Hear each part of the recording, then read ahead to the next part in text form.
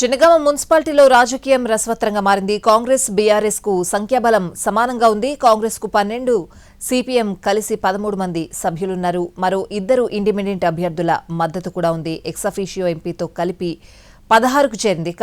BRS విషయానికొస్తే 13 మంది కౌన్సిలర్లు, 2 ఇండిపెండెంట్లు, ఎమ్మెల్యే ఎక్సఫీషియోతో కలిపి సంఖ్యాబలం 16కు చేరుకుంది.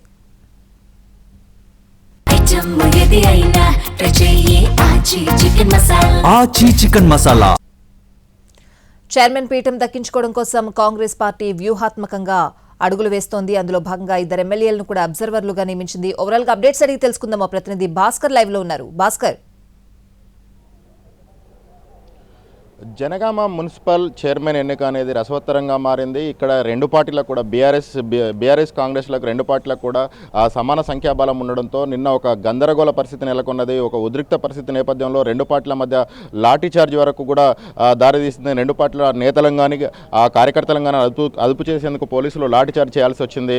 అయితే ఈ ఆందోళనలో ఉద్రిక్తల నేపథ్యంలో ఈ రోజుకు ఎన్నికను వాయిదా వేశారు. అయితే ఈ రోజు ఉదయం 12 గంటలకు, ఈరోజు మధ్యాహ్నం 12 గంటలకు చైర్మన్ ఎన్నిక జరుగుతుందని చెప్పేసి ఆర్డీఓ గోపీరామ్ ప్రకటించి ఉన్నారు. అయితే ప్రకటించిన నేపథ్యంలో ఈ రోజు ఏం జరుగుతుంది? నిన్న 2 పార్టీలకు కూడా సమాన బలాలనే జనగామ మున్సిపాలిటీ సంబంధించిన బలాబలానికి ఒకసారి పరిశీలిస్తే కాంగ్రెస్ పార్టీ 12 స్థానాలను గెలుచుకుంది. వాళ్ళ మిత్రపక్షమైన సిపిఎం 1 స్థానాన్ని గెలుచుకుంది. దీంతో 13కు ఆ పార్టీ బలం చేరింది. బీఆర్ఎస్ 13 స్థానాలు గెలుచుకుంది. ఇండిపెండెంట్లు 4, మొత్తం 30 స్థానాలకు గాను 4 ఇండిపెండెంట్లు, 2 పార్టీలకు కలిపి 13 స్థానాలు వచ్చాయి. అయితే ఈ నేపథ్యంలో ఎక్సఫీషియో ఓట్లు కీలకమయ్యాయి. కాంగ్రెస్ పార్టీ అనూహ్యంగా భువనగిరి ఎంపీ చామల కిరణ్ కుమార్ రెడ్డిని ఇక్కడ నమోదు చేయించడంతో ఎన్నిక అనేది రసవత్తరంగా మారింది. స్థానిక ఎమ్మెల్యే పల్లా రాజేశ్వర రెడ్డి ఇక్కడే ఎక్సఫీషియో ఓటు నమోదు చేసుకున్నారు. చర్యలో నమోదు చేసుకుంటాడని భావించినప్పటికీ కూడా ఇక్కడే నమోదు చేసుకున్నారు. అయితే ఈ ఒక ఎంపీ, ఎమ్మెల్యే 2 ఎక్సఫీషియో ఓట్లు కావడంతో ఆ పార్టీకి 1, ఈ పార్టీకి 1, 2 ఎక్సఫీషియో ఓట్లు.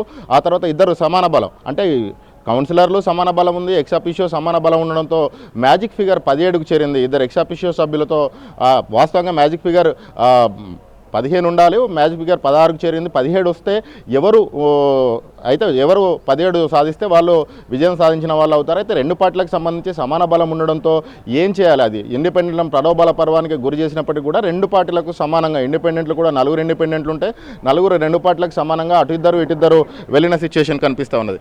ఈ నేపథ్యంలో ఎన్నిక వాయిదా పడింది. వాయిదా పడ్డ తరుణంలో నిన్న జరిగిన ఘటనలను దృష్టిలో ఉంచుకొని జనగామ పట్టణంలో పోలీసులు పెద్ద ఎత్తున మోహరించారు. దాదాపు 1000 మంది పోలీసులతోటి పటిష్ట బందోబస్తు ఏర్పాటు చేశారు. ఇప్పటికే ఒకసారి మాక్ డ్రిల్ నిర్వహించిన సిచ్యువేషన్ అయితే కనిపిస్తూ ఉన్నది.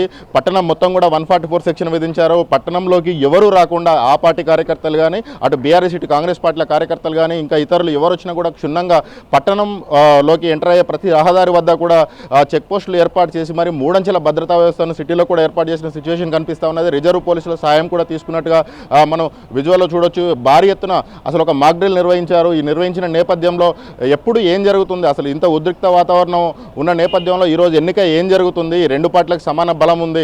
ఈ బలం ఉన్న నేపథ్యంలో రాత్రి ఏమైనా జరిగిందా? రాత్రి ఏమైనా అద్భుతం జరిగితే ఇండిపెండెంట్లు ఎవరైనా ఆయారం గయారం లాగా మారితే ఏదో ఒక పార్టీకి ఫలితం వచ్చే అవకాశం ఉంది. లేకపోతే 2 పార్టీల మధ్య 5 చీటీలను రాస్తారు. 5 2 పార్టీల అభ్యర్థులు ఎవరైతే ఉన్నారో ఇటు కాంగ్రెస్ పార్టీ ప్రతిపాదించిన చైర్మన్ అభ్యర్థి పేరును, అటు బీఆర్ఎస్ ప్రతిపాదించిన చైర్మన్ అభ్యర్థి పేరును 5 చిట్టీలు రాస్తారు. 5 చిట్టీలు రాసి 5 చిట్టీలను ఒక దగ్గర వేసిన తర్వాత దాన్ని డ్రా తీస్తారు. ఆ డ్రాలో